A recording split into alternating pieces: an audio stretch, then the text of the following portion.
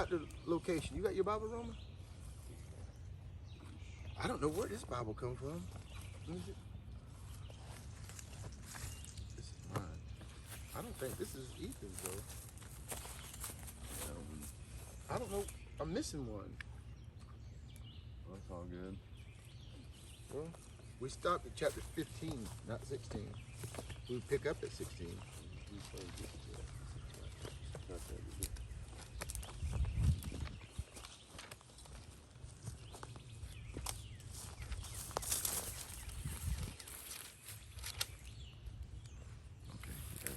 You good?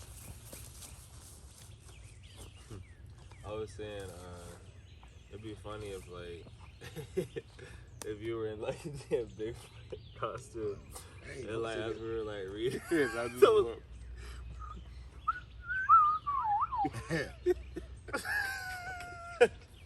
You're like, hey guys, you saw it in the back. Hey, listen, I'm gonna read this. This is not where we're at. I'm gonna read this because it's something that just jumped out at me. Now this is from the Holy Scriptures. Now these scriptures are very old, but check this out, guys. Let me read this to you from Jasher. I don't even know what chapter it is. Jasher chapter 76 at verse 28. And when the Lord had infected the plague upon Pharaoh, king of Egypt, he asked his wise men and sorcerers to cure him. The Pharaoh had some issues. And his wise men and sorcerers said to him that if the blood of little children were put into the wounds, he would be healed. Hey, now you listen to that. And the Pharaoh hearkened to them, and he sent his ministers out to collect children. And the number of children which Pharaoh slew to get healed was 375 little children, so he could use their blood to heal himself. Listen, guys, does the scriptures you have that information in it? If it doesn't, well, I just read it from these scriptures. Be careful. Anyway, where we leave all that, guys? 16? Yeah, it sounds rather interesting. You heard it. It does, right? It reminds me of the stem cells in adrenochrome. Not adrenochrome. Adrenor. Pennywise, Not chrome. Pennywise. I smell your fear. Are you fearful? it's salty. What? I never knew that's why he was asking them that. Yeah. He fed off their fear whenever they fear reaches a certain. When our body reaches a certain level of fear, it releases a specific hormone in our blood, and they like to harvest off of that. Guys, let's start off this morning by getting in these scriptures. Y'all ready? I'm going to say a quick little prayer, Lord, if you would. I'm going to try. Dear Heavenly Father, thank you for letting us all men come here today and sit on this log by the river and read these scriptures together. May you be with us as we read, and Lord, help us recognize that each man sitting here has a heart driven toward being Christ-like and making it to the holy kingdom. In the name of our Creator, there's many names. I use the name of the Lord Jesus Christ. Amen. Amen. Was it 16 in fact, Ethan? Yeah, it's chapter 16. Okay, we're reading from Jasher, chapter 16 at verse 1. And I'm horrible with these names, and if Godwin or you, if you guys know these names as I'm struggling with, if you could just help me out and we'll keep it moving. Okay. All right? At that time, Shedolamer, is that right? Kador Lamore. Who? Kador Lamore. At that time, Kedorlaomer, king of Elam, sent to all the neighboring kings, to Nimrod, king of Shinar, who was then under his power, and to Tidal, Tidal, king of Goyim, Goyim. and to Antioch, king of Eleazar, with whom he made a covenant, saying, come up to me and assist me, that we may smite all the towns of Sodom and its inhabitants, for they have rebelled against me these 13 years. And these 4 kings went up with all their camps, about 800,000 men, and they went as they were, and smote every man they found in their road. And the 5 kings of Sodom and Gomorrah, Shinab, king of Admah, Shemeber, king of Zeboim, Buran, king of Sodom, Bershom, king of Gomorrah, and Bela, king of Zor, went out to meet them. And they all joined together in the valley of Siddim. And these 9 kings made war in the valley of Siddim. And the kings of Sodom and Gomorrah were smitten before the kings of Elam. And the valley of Siddim was full of lime pits, and the kings of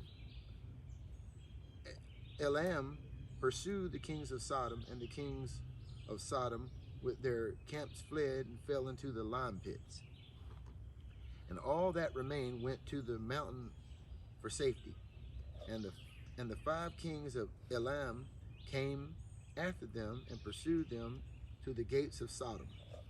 And they took all that there was in Sodom. And they plundered all the cities of Sodom and Gomorrah. And they also took Lot, Abram's brother's son, and his property. And they seized all the goods of the cities of Sodom. And they went away. And Uick, Abram's servant, who was in the battle, saw this and told Abram all that the kings had done to the cities of Sodom. And Lot was taken captive by them. And Abram heard this, and he rose up with about 318 men that were with him, and he that night pursued these kings and smote them. And they all fell before Abram and his men, and there was none remaining but the 4 kings who fled. And they went each his own road. And Abram recovered all the property of Sodom. And he also recovered Lot and his property, his wives and little ones, and all belonging to him, so that Lot lacked nothing. And when he returned from smiting these kings, he and his men passed the valley of Siddim, where the kings had made war together. And Beriah, king of Sodom, and the rest of his men that were with him went out from the lime pits into which they had fallen to meet Abram and his men. And Adonizedek,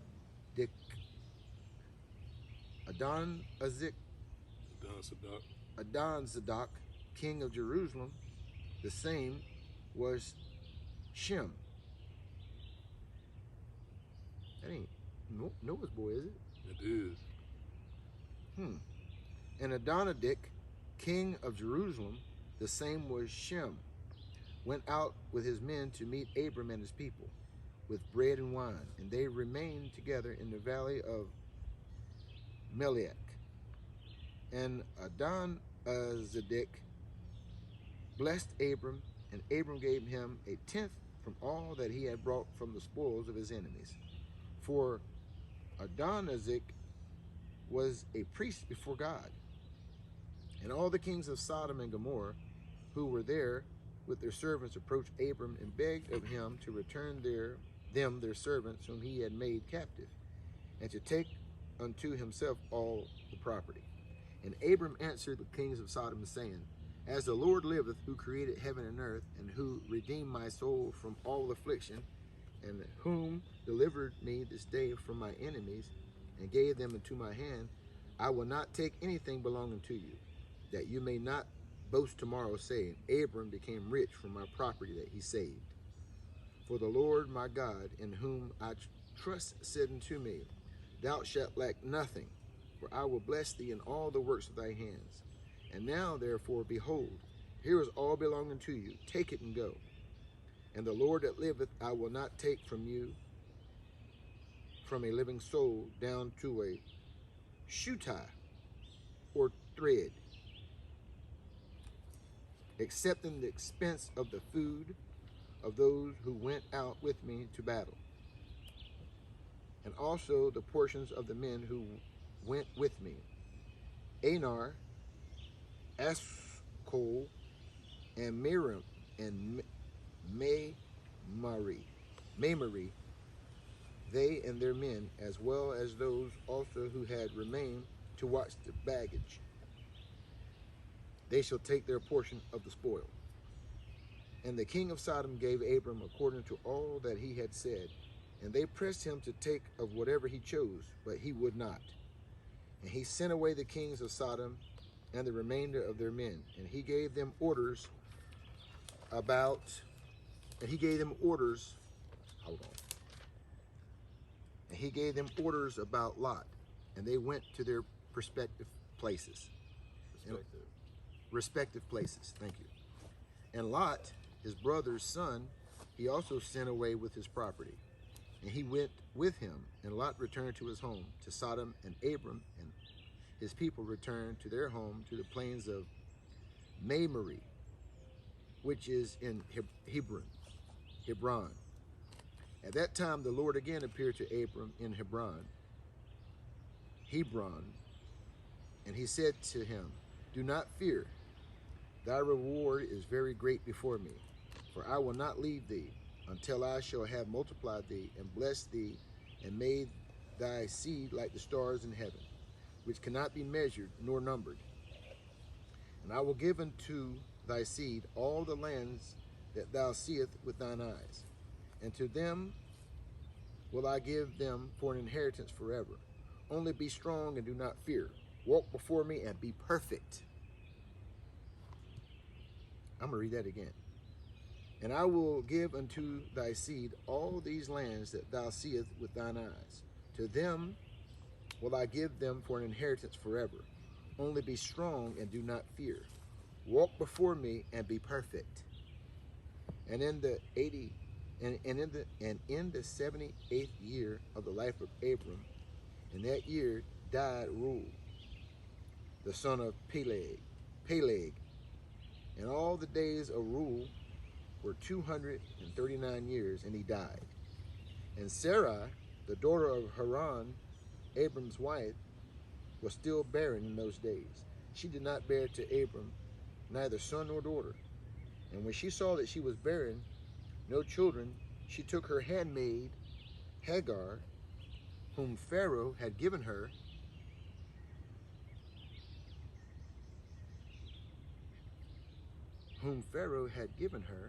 and she gave her to Abram, her husband, for a wife. And Hagar learned all the ways of Sarai as Sarai taught her. She was not in any way deficient in following her good ways. And Sarai said to Abram, behold, here is my handmaid Hagar. Go to her that she may bring forth upon my knees, that I may also obtain children through her. And at the end of 10 years of Abram's dwelling in the land of Canaan, which in the 85th year of Abram's life, Sarai gave Hagar unto him. And Abram hearkened to the voice of his wife Sarah, and he took his handmaid Hagar, and Abram came to her, and she conceived. And when Hagar saw that she had conceived, she rejoiced greatly, and her mistress was despised in her eyes. And she said within herself, this can only be that I am better before God than Sarah my mistress. For all the days that my mistress has been with my Lord, she did not conceive. But me, the Lord has caused in so short time to conceive by him. And when Sarai saw that Hagar had conceived by Abram, Sarai was jealous of her handmaid. And Sarai said within herself, this is surely nothing else but that she must be better than I am. And Sarai said unto Abram, my wrong be upon thee, for at the time when thou doest pray before the Lord for children, thou didst thou not pray on my account, that the Lord should give me seed from thee. And when I speak to Hagar in thy presence, she despises my words, because she has conceived, and thou wilt say nothing to her. May the Lord judge between me and thee for what thou hast done to me. And Abram said to Sarai, Behold, thy handmaid is in thy hand. Do unto her as it may seem good in thine eyes. And Sarai afflicted her. And Hagar fled from her to the wilderness. And an angel of the Lord found her in a place where she had fled by a well. And she said to her, Do not fear, for I will multiply thy seed. For thou shalt bear a son, and thou shalt call his name Ishmael. Now then, return to Sarai thy mistress, and submit thyself into her hands. Submit thyself into her hands. And Hagar called the place of that well Beer Lahai Roi. Beer Lahai. It is between Kadesh and the wilderness of Bered. And Hagar at that time returned to her master's house, and at the end of days Hagar bare a son to Abram. And Abram called his name Ishmael. And Abram was 68 years old. 86. Oh, and Abram was 86 years old when he begat him. I want to keep on or recap it? Do a recap. It's a lot to recap here, guys. As I read this, it really opened my eyes on a lot of stuff here. I mean, Yeah. I never took into account where Hagar came from. I never let that contemplate in my head. I got a problem with this Pharaoh. I'm not certain about this Pharaoh. Which Pharaoh during this era are we speaking about? Which Pharaoh? This was before the rest of the nation of Israel became under captivity. Okay, I can go with that. We're not talking about The one who wouldn't let the people go with Moses, not that one. okay, we're not talking about that. Are we talking about the Pharaoh that taxed the dead? Rakim was his name? No. Rakion? I mean, is this not in that era? No, this was a different Pharaoh. This was the Pharaoh in the Book of Genesis that was speaking about when Abram went to Egypt. I can't remember his name, but it wasn't the guy. You sure? I'm not gonna say I'm 100% sure. Reason I say that, there was an issue here, because what's his name? Rakiam. When he was with the king was called the king. Yeah, he was. He the one was that not called Pharaoh. Yeah, He was that's called true. king. That is true. So while the king existed, Rakion was in existence at the same time.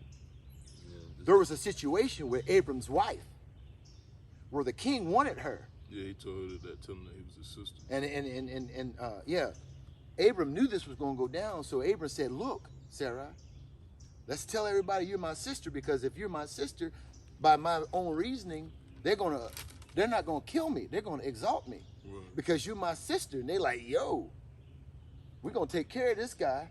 That's his sister." Not okay. So, as the king was measuring within himself to take her, he was in dialogue with the Pharaoh. So if the king's in dialogue with the Pharaoh, that had to be Rakion. Yeah, that's what I was thinking. So if Rakion came from nowhere, I don't know where he came from. So if Rakion was the Pharaoh, then Hagar was Rakion's what? Well, you believe that's his daughter? Oh, I don't know. I need to do some more. If anybody who's has I'm on the chapter where it speaks about this Pharaoh, okay, but it doesn't give a specific name towards this Pharaoh. my son Ethan made a very strong point to anyone who's listening to our podcast, and I hope someone is, especially if you're from this region, because there's stories from a given region that the people in that region know that we don't know about.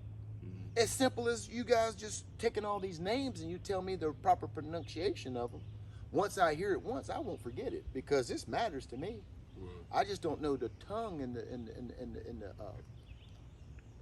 pronunciation of these words. If I were to spend time there, I'm certain that I would understand that because I strive to know. Yeah.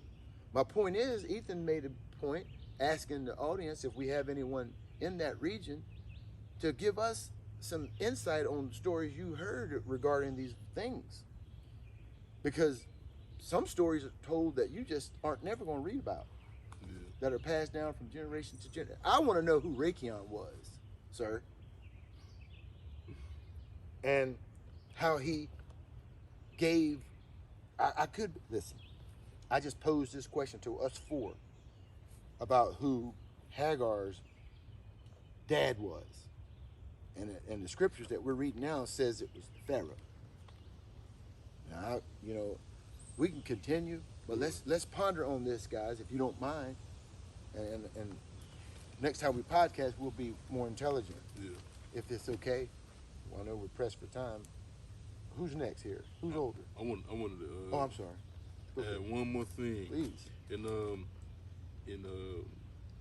chapter 16, verses 11 through 12, the Adon Sadak, king of Jerusalem, where it speaks about him being the same as Shem. This is one thing that many people miss out too. In the book of Genesis, it actually speaks about the king of Jerusalem, but he's actually called by another name. And this is Genesis 14, verse I'm gonna start at 17. And the king of Sodom went out to meet after his return from the slaughter, Kedorlaomer, and of the kings that were with him at the valley of Shaba, which is the king's valley. And Melchizedek, king of Shalem, brought forth bread and wine, and he was a priest of El Elyon. And he blessed him, and he said, "Blessed be Abraham of El Elyon, possessor of heaven and earth, and blessed be El Elyon, which has delivered your enemies into your hand," and he gave him tithes of all. And one thing what people may not know or may have a misunderstanding of without the book of Jasher, many people don't know that the king Melchizedek was actually Shem. So this whole time, the priest, the high priest during that time was still through the lineage of Seth. And when people read Genesis, they have no idea that Shem was Melchizedek. When you hear Melchizedek, he's just referred to as the king of peace, or shalom, or Salem, because that's what Salem means. But that was just one thing that was reiterated to me or brought refreshed into my mind, that Shem was Melchizedek, and the Messiah himself says he's after the order of Melchizedek. If people look into the New Testament, he's not after the regular Aaron priesthood. He's after the order of Melchizedek, which was before the Levitical priesthood, before Moses. This was during Abraham's time. So I was just thinking that's very interesting. That it was Shem the whole time, who also raised and taught Abram before he became this mighty man of the Creator. That's a good thing to point out. One thing that we know as men, especially men of melatonin, we do know that we cannot move forward in our futures if we don't understand our past. And we don't know our past.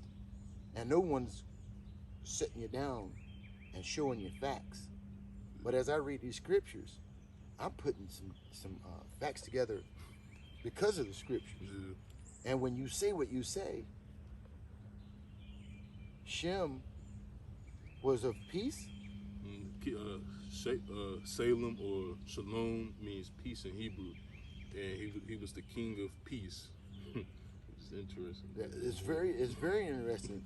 And these little snippets that we're speaking about deserve their own podcast, just in a nutshell. Yeah. At some point in time, I'd like to do that because this stuff matters. Yeah, that's true. And there's one more thing I do want to share too. In chapter 16 of Jasher, verse 25, right? It gives us a little more information about Hagar. At first, if we just read Genesis, she couldn't have Sarah couldn't have a child. She gave Abram her handmaid, and then after that she gets jealous and sends her away. But then we get more information that this whole time Sarah taught her, and this woman listened to everything she told her. It said And she she was ate it good. up. She ate it up. She was she was not deficient in her In good none of ways her at ways, all. like, oh.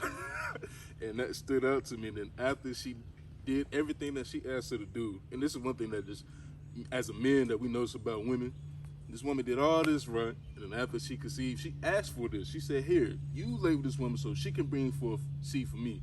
He said, hey, Pop, hey, cool. And after she do all this, she gets jealous.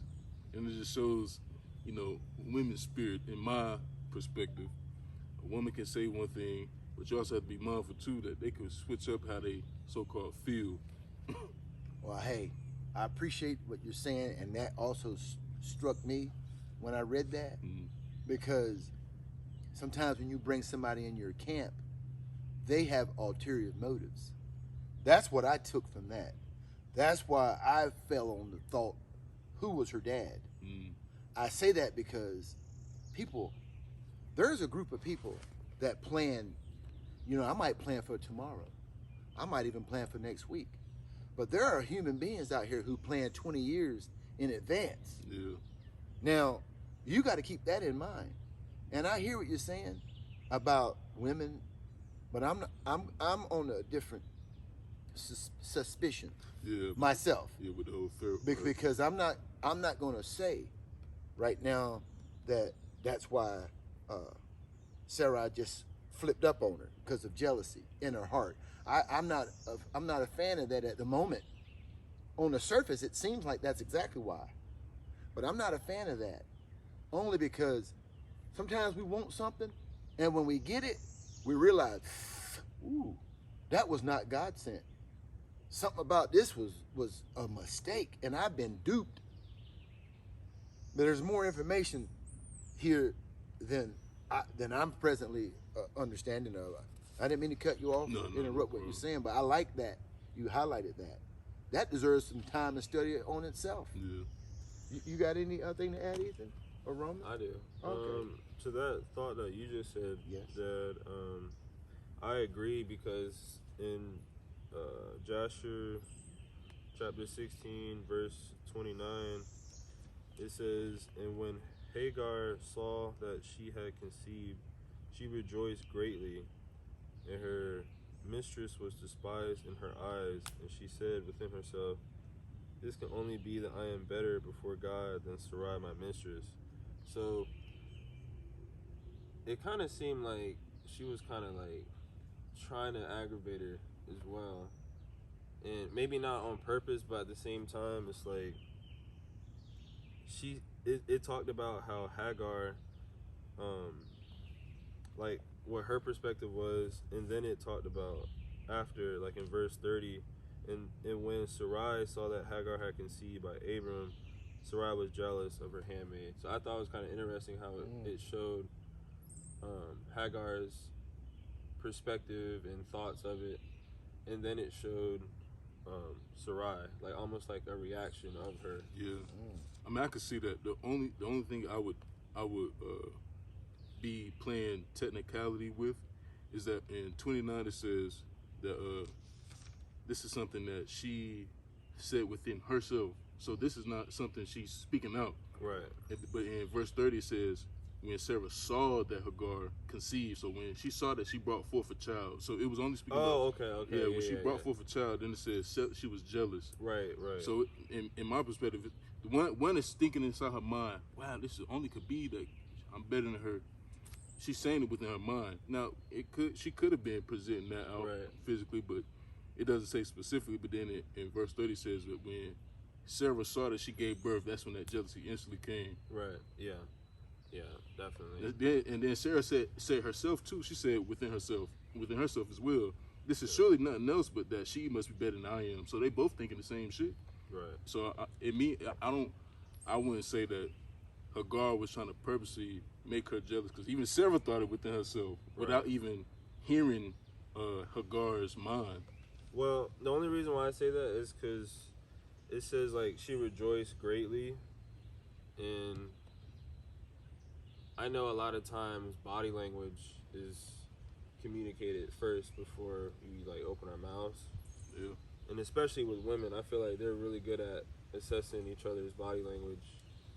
I agree. So, and then the fact that Hagar was the handmaid of the Pharaoh makes me believe that, you know, she might not have the most holy intentions just off rip if she's coming from that environment. But at the same time, you know, I got to keep reading more and understand it more. Yeah. Yeah, one thing I don't want to do is imprint none of my own ideology or what I think in nobody's minds that's listening to me, because I don't want to add or take away nothing from these scriptures. Right. It just bothered me a little bit when I read about that dag blame Requiem. Something about that cat just threw me off, man. How he just popped up and took the place by storm, and how he was able to imprint in Abram, of all people who God said, you my friend. I'm going to bless you beyond belief. How this Pharaoh was able to get some of them genes and create a nation within this same, because I know how they came. When they you're talking about 315 men came and threw down with 800,000. Something about Abram is off the daggone chain. If you can just slip up and get your seed out there and create a nation within that man, you got an opposition created right there from the man. And that's just how I'm looking at this. I'm like, something is wild here. That is true. You know, something's wild. And if you overlook it, the same things we need to know as men of color, we're gonna be lost again from our own not taking advantage of what's written. You're right. I don't know. I want to study this. I want to go to Egypt. I need to get over there. No, you're right. Well, anyway, I'm sorry. Ethan, you got anything you want to add? Well, while you guys were talking, I was kind of rereading the beginning of it. So I think, I don't know if I'm 100% correct, but I think that the king and the pharaoh that we're talking about in this next chapter is the same king and pharaoh, like Rachion is the pharaoh, and then the king is someone separate. Because I was rereading, going back to chapter 16, or 16. Okay. And all right. Go ahead. So I was rereading, going back into it, and when they're having this conversation about Sarah and then, Sarai was presented before Pharaoh and the king, it seems like, as it said the king's officers, then it said the Pharaoh's officers. And we know Rachion, the Pharaoh, had his own officers he paid in the beginning. Mm-hmm. So Pharaoh's officers, there's his people, king's officers is probably the officers for the king.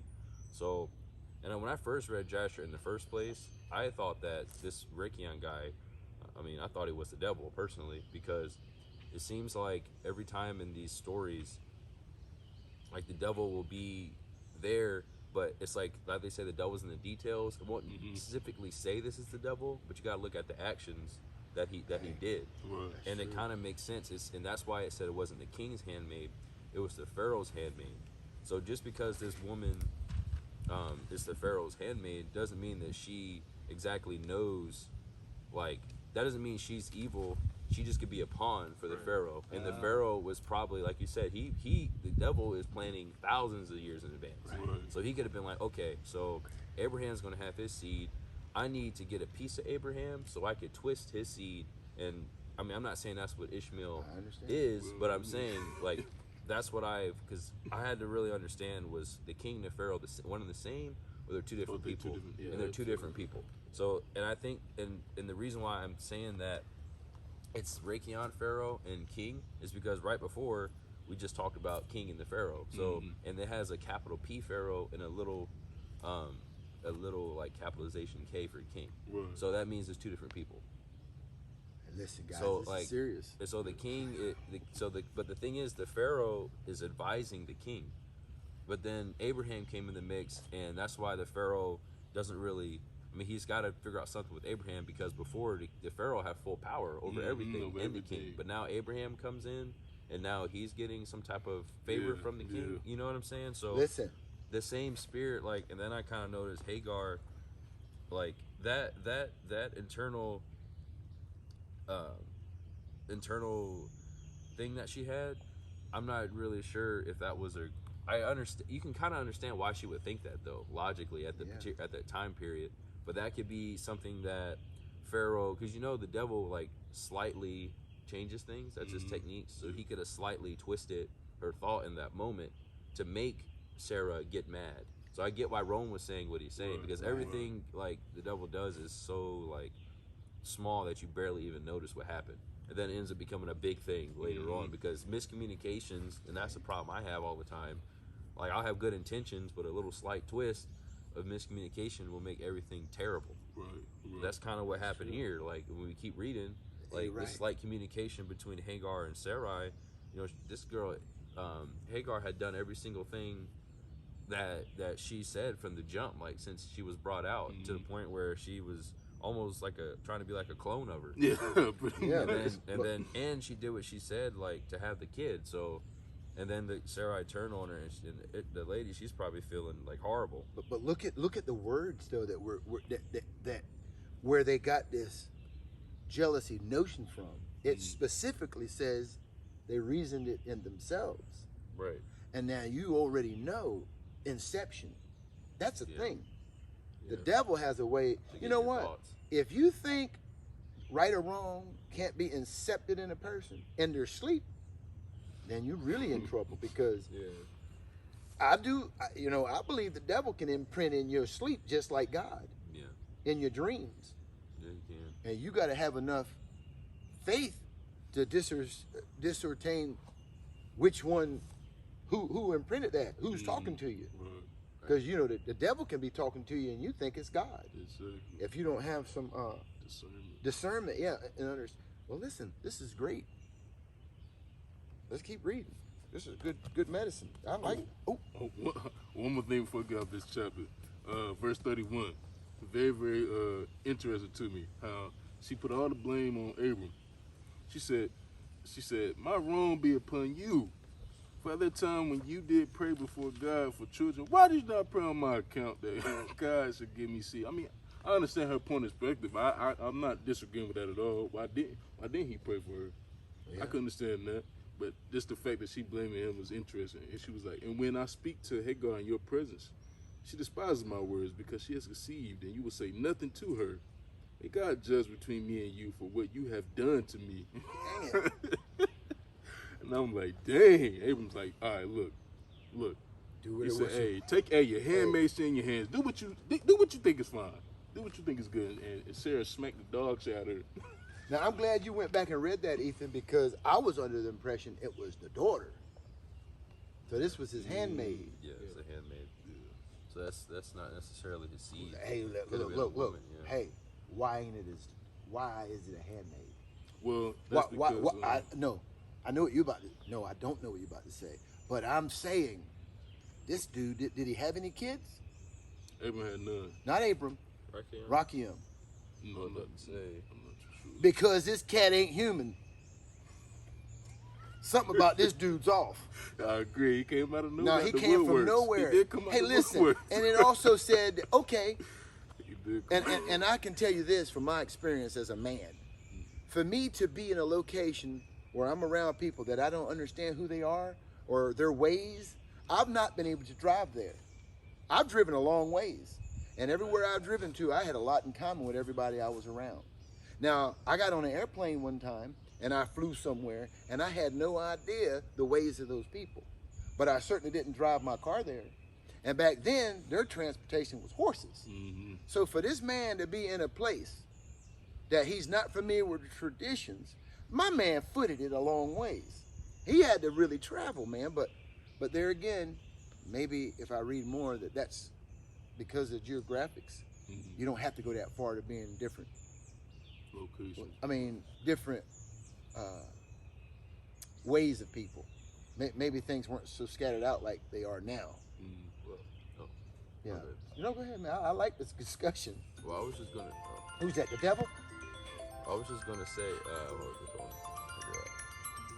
I was just gonna say the reason. Listen, this dude right here, when he got drunk, when I was in Virginia, you know what he told the police he was? You know who he told them he was? Yeah. he told the police he was the devil. Right. That's funny. That's the true story. That very person that called me. Isn't Well- that funny? How things are? It is, but I couldn't lose my train of thought. I'm sorry. God, wait. Well, the reason, like, why I theorized that guy Rickon was the devil was just because, like, you ever hear, like, flatteries of the devil? Yes. So, like, if you look at all his actions, well, first thing, I don't know anybody who would immediately think to tax the dead. You know what I'm saying? That means he doesn't have any respect for life or death off the bat. So who doesn't have respect for life or death? The devil. And then another thing he did when he was trying to make up for it, he used an extreme example of flattery, like putting all the kids and everything. He did. I'm He did. saying, and the thing is, how does this guy know exactly what the hearts of men and women like desire? He wasn't appealing to anything but to their flattery. Like, and the flattery is a tool of the devil. So that's kind of like his number one super tool. A piece of that flesh. Right. So that's kind of why I thought immediately, oh, this dude's the devil. Like, like, you know, I mean, it doesn't make any sense. He just popped up out of nowhere, became Really did, man. He put a Sigmund and Freud on that butt. right. For real. Yeah, and then like you said, he used money, like all the tools of the devil, money, like flattery. So, I want to know who this man is. I really do. well, it's funny because also like this particular book was taken out, right? And Rikayon is not mentioned. I have never anywhere else. In any other part of the book, exactly. So like these are the reasons why. I mean, I thought that, and it makes sense if you think about it. Like for him to, you know. But, Well, I think this discussion, guys, if anyone hears it, at least reading forward, you'll be conscious and you'll look for these things to explain what we're talking about. Having your eyes open in a different perspective with a different paradigm, that's important. That paradigm shift is something we should, I wish I just naturally thought like that. You know, you see somebody in front of you going slow, and when you're in a hurry, the first thing you want to do is curse them out. Dude might be having engine problems, you know what I mean, or transmission issues. his car I've could been be running hot. anything, could be but at- the he could have taken first him thing to we death do with is it, want to not only pass them, we want to give them a little bit of Finger. not well, we want to let them know how we feel in some way, and it could be the finger, It could be. it could be. I remember one time we were driving on the road and like there was a guy and the dude remember he put his gun on the dash when we were driving like on the highway. I remember that was a thing way back in the day. He was, I don't remember exactly what you passed him in the fast lane or something, and like I don't know, he like if you passed him, he threw his gun on the top of his dashboard, his pistol. Man. I thought that was special. Yeah, that's definitely is special. special. But he for was, sure. it was interesting. I mean, think about it. He won't go and use it because I don't Well, know you what he was gotta trying you to gotta do. really think about that Yeah. before you flip a birdie. You gotta consider Who's in that who's car? in that car. Yeah, well, they mindset. Seriously. Yeah, you never know, man. People going through He it. might be ready to blow off the That might be lid. Rikayon. It could be right. Yeah. Hey, for real. Hey, there's a movie called Devil's Advocate Yeah. with Al Pacino. Yeah. If you watch that movie, man, it's nuts. What is And I this say, from? how do these guys have this mind to think of these things? Hey, guys, these books that are not in we don't have, Yeah. they're in the motion pictures, my friend. Mhm. You can believe that. Full in there going crazy. Straight up. Yeah, we got the lost books, but you don't know. Weinstein's got them. I wonder what Raytheon actually means, that name. I'd like to know too. I like I'm to gonna add one more thing. add it, Ron. It's interesting when you were talking about how, you know, when you dream, you gotta have discernment, deciphering who you're talking to, because you're saying could potentially have the devil trying to talk to you in your dreams. Right. That immediately made me refer to one of my recent dreams, because, you know, as we've been reading, you know, the Lord, he says, like, you know, like, don't be fearful, be strong, and like strive to be perfect, just like him. So I've been like really praying a lot recently, and just like trying to get to that mind state of like, okay, I can do this. Like, this is something that is that's what possible, you can do, yeah. and I need to strive to do that. And I asked God to talk to me in my dreams about it. And what's interesting, I was telling my dad this, like, as soon as I woke up, I had a dream where someone was like, kind of like challenging my thought of that and was saying, is telling me like, you can't be perfect. Like, why are you trying to be perfect? Like, you can't be perfect. And it made me feel like somebody was trying to like stop me from my progress, like my positive forward progress, and it made me laugh. Like almost as like someone was trying to like bully me, and I already feel strong and confident in myself, and it immediately made me want to strive harder. So it just made me think that had to have been the devil trying to like mess me up. Right. Yeah, because he was really trying to like get under my skin, but I was already like in that mind frame of like, you know, I'm really trying to pay attention to what my dream's trying to tell me. Right. Wow. That's that's interesting. Hey, you know, that's funny that you say that, because there is a group of religious people who are convinced you cannot be perfect. They believe you hold your hands in the air, say the Lord's sinner's prayer, and you are saved. Oh man. And that's it. You know, this doesn't make sense. You know, there's no point in doing much more than that, because you cannot be perfect. And that's the biggest. Listen, I've read the scriptures. I'm not saying this It's the biggest trick. because I want to say it, but that's a lie. I've seen people that I know God has his hand on that believe this is all I have to do. I can just work right here at Walmart, and I can save people that come in and out of Walmart, but I don't have to do anything else because it's too hard. Uniting my family and doing this work that I know my dad was doing, I'm not going to do it because I don't have to. God has made me content where I'm at. And listen, my friend, I don't believe that at all. I think when God has a work to be done, you need to do it. You can't, that's my opinion. But I feel that it's more than an opinion because of what I've been reading. And I don't think you can have faith without work, because it's Faith just, without work is dead. That's what there it the is. scripture say. And that's the thing. You got to do the work, You have cuz. to. You have to. Right? The faith makes you work. Well, If I got faith, I'm gonna lose weight. Don't you gotta do the work to lose weight? And then when you finally achieve it, I got it. You don't just, say I'm gonna lose weight and then you lose weight. I thought you gotta work out. but how many people are looking for that pill? Right. Yeah. Really? Yeah. How many people looking for that magic pill that vast- makes the weight? vast Hey, I majority. can eat this pill and all the fat gets trapped in this isomolar tube bubble and gets excreted when I take the deuce. Or like surgery. Or surgery. Some good old lipo. Let me get some liporoti. Let me do a BBL, Brazilian butt lift. Yeah. Nah. This is all good medicine. Are we still videoing? Yeah, let me check it. I don't know the times. I know one thing. My So- back is like, dang this long. It's 10:37. Okay, yeah, we're still recording. Praise the Lord. Dang it. It's okay. I can edit all that. I'm gonna go ahead and just stand up while that's doing. Yeah. He said, get a little stretch of Rooney. Jesus. Make sure Right. No, we can. You know, we can stand up and read the scriptures. Oh. How you like that log? I'm chilling. I know you are. We did up like one of these trees. We stood up and read the scriptures for a while. Man, I want to go to Nigeria, man. Hey, let's do it. Look, I got to get my passport, man. Oh yeah. You I have need to go. You have to go to Atlanta Really? to get a visa first. Shut Well, you can get it one day when you go to the actual passport center, right? Sure, I Is got that it what right. you're I don't.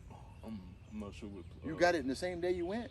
Yeah, I think in Yeah. DC you can do that too. Like certain places. Yeah, in certain DC. places you can. Yeah. Yeah, you and mom, y'all could go to DC and just wait in the it'd be a whole day. You just Yeah. get there early and wait the whole day, fill out paperwork, pay it, and have your passport same day.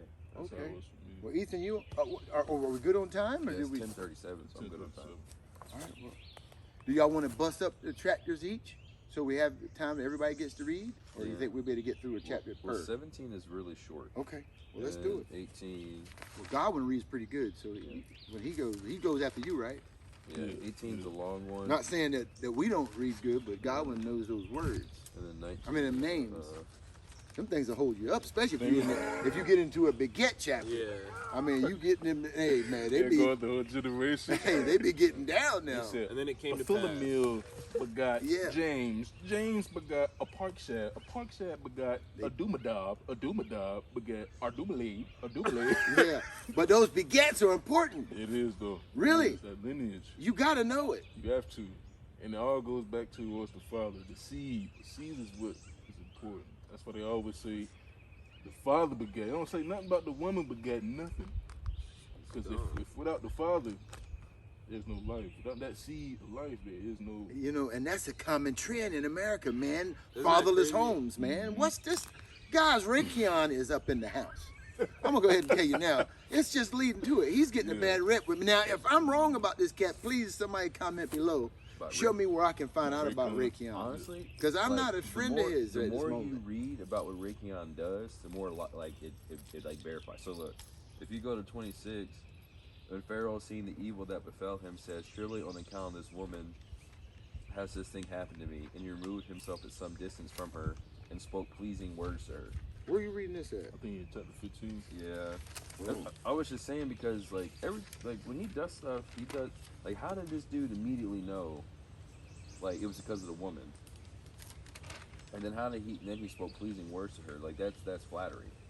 It is Words is flattery, flattery. yeah. Well, one thing I do know, It's just small. He's like just when I think I absolutely know, I'm dead wrong. You know? Where's that scripture at that says that? But however, with this mind shift, if we read forward, all these questions may be answered. Yeah. That's usually how the scriptures work. These bad boys harmonize, synchronize, and they really do. That's the truth. Just like the ecosystem of like ants to us, like it all intertwines. It makes perfect sense. You just gotta be blessed enough to be able to see it. Well, you can't take it for granted. That's for sure. You can learn a lot. Every device, every tool, everything we have was derived from watching animals. You know? Really. Yeah. We just Shoot. ignorant. We just ignorant from some information, folks. Shoot, ants bury every single one of the ants that die. They Every do? single one they They get do, buried. yeah. I did not know that. Grave site. Shine. Actual grave sites, yeah. They take What? them for their fallen soldiers, yeah. Come on, man. Where'd y'all learn this at? Southeast? No, this is before. Really? I never heard that. That's interesting. I did not know that. Ethan, want to jump on 17 and roll down it? Yeah.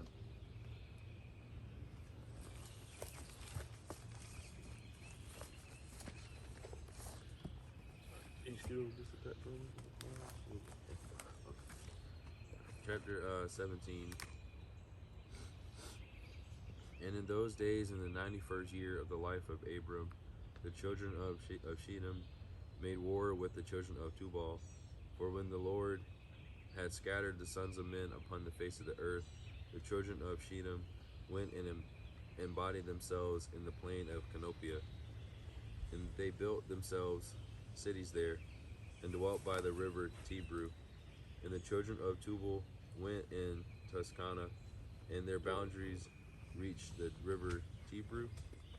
And the children of Tubal built a city in Tuscanan, and they called the name Sabina, after the name of Sabina, son of Tubal their father. And they dwelt there until this day. And it was at that time the children of Shechem made war with the children of Tubal, and the children of Tubal were smitten before the children of Shechem. And the children of Shechem caused 370 men to fall from the children of Tubal. And at that time the children of Tubal swore to the children of Shechem, saying, excuse me, God bless you. Sorry.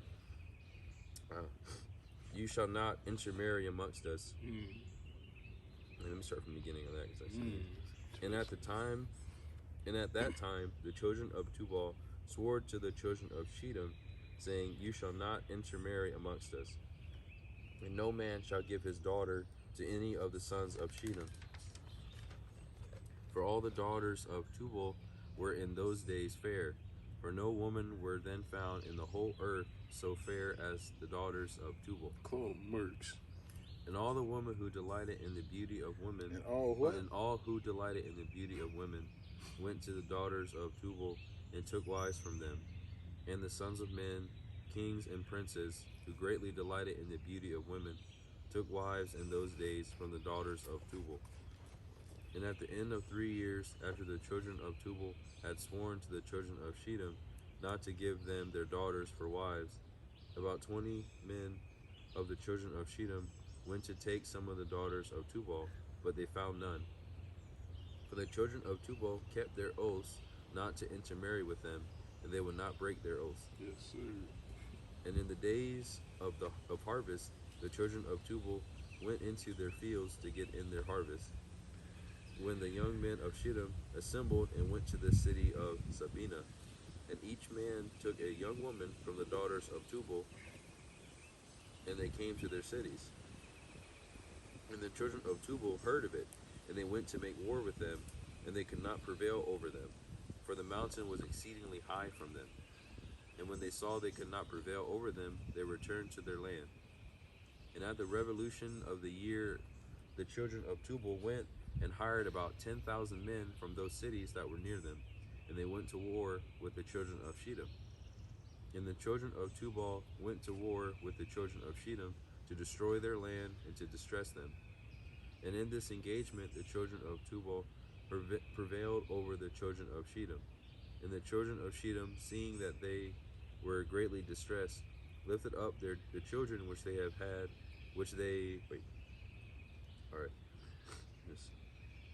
seeing that they were greatly distressed, lifted up the children which they had had by the daughters of Tubal upon the wall which had been built to be before the eyes of the children of Tubal. And the children of Shittim said to them, Have you come to make war with your own sons and daughters, and have we not been considered your flesh and bones from that time till now? And when the children of Tubal heard this, they ceased to make war with the children of Shittim, and they went away. And they returned to their cities. And the children of Shittim at that time assembled and built 2 cities by the sea. They called one Pertu, and the other Ariza. And Abram, the son of Terah, was then 99 years old. At that time the Lord appeared to him, and he said to him, I will make a covenant between me and thee, and I will greatly multiply thy seed. And this is the covenant which I will make between me and thee, that every male child be circumcised, thou and thy seed after thee. At 8 days old shall it be circumcised, and this covenant shall be in your flesh for an everlasting covenant.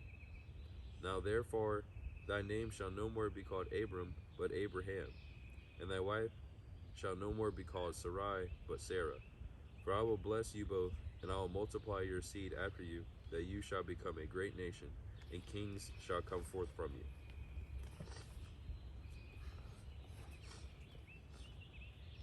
Not to end the chapter. I must admit, man, have you ever felt that you have something in you that just wants to believe something? I mean, I think to myself, when Moses went up to Mount Sinai, while he was up there, they made a calf and worshiped the calf, knowing good and well Moses was going up there to stand on business. Right. As soon as he went up, they made a molten calf. That's a dangerous proposition if you have something inside you that just has to worship. Meaning, you will fall for barbecued ice cream if you program that way. You know, when I read things in the scriptures that's pleasing to me, I'm excited. But then one side of me says, wait a second, man. You can't go for the okie doke all the time. Mm-hmm. You know what I'm saying? Is there anything in you that says that? Yeah. Okay. I just want to make sure, that we can acknowledge that we are brainwashed. That's my point. Yes. I mean, I'm telling you guys, we are some brainwashed human beings out here, really dude. Well, that's why they say, like you hate your flesh. I'm just saying, man. Yeah. That's why I say renew your mind. You gotta renew it. Yeah. All that brainwashing. You really do, man. We got to start off with our groceries. Well, what's interesting about that, it makes me think of how the flesh is in opposition, contrary of your spirit. So that kind of helps me stay on the right path. Because it's like, Facts. are you trying to attack my flesh? Or are you trying to attack my spirit? Yeah, which one is? Because most evil stuff that I've been involved with has tried to attack my spirit and only my spirit. Mm-hmm. And Yeah, they my use- flesh, they want to wanna like, please it. they want to please it and try to like Make it feel pull. good. They want to put me in a mind state of I'm in opposition with my own spirit Mhm. because I'm focusing on my flesh more. Yeah. And it's real obvious for me to ingest information when I think like that. Right. That's good, man. I did want to say one thing on this chapter 17. I found out how interesting how Tubal, they swore. They said, man, you was not taking none of our daughters. Then after some time went by, Kittim came back and snuck some women. And then after these kids came of age and Tubal found out, they said, man, we about to go and kill these mugs. Then the Kittim used the children as, like a form of manipulation. Like, yo, you really gonna smoke your sons and daughters? How you gonna do that? We been fam this whole time, but the whole time they been said not to even intermarry. But they used the kids as a form of Defense? mm-hmm. You mean he put the kids on the front line? Yeah, they said, hey, she showed them all. Hey, man, you gonna kill your sons and daughters?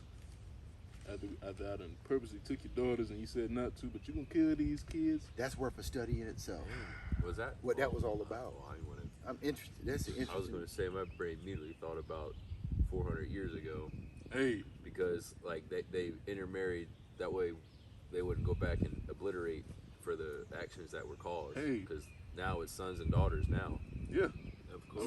So they Hey, and you just saying that gave me goosebumps all over my back, Hey, all over my arms. literally just let me see. I mean, they be using these techniques from these. They've had these lost books for a minute. Yeah, it literally says in the 7th verse. It When they says went to Ethiopia, they didn't just pick up the people. They picked up Exactly. some of that text. Exactly. Texas. exactly.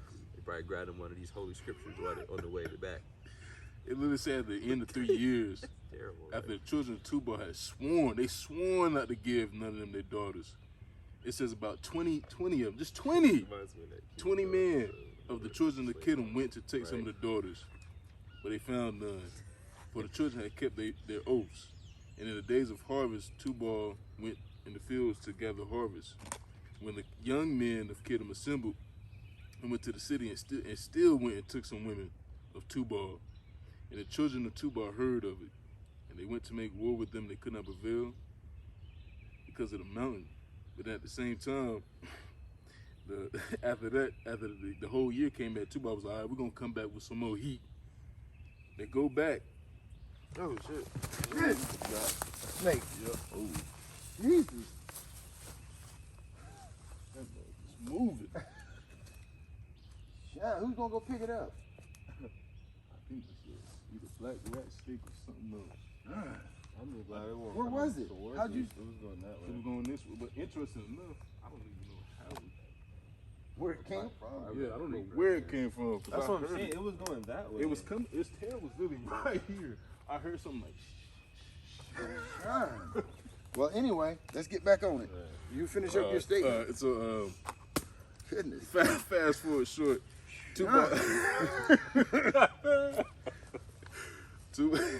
Tubal said they're gonna come back and make war. Strong, not have fear. Yeah, you can't be fearful. Yeah, you can't. But Tubal said they're gonna come back and make war.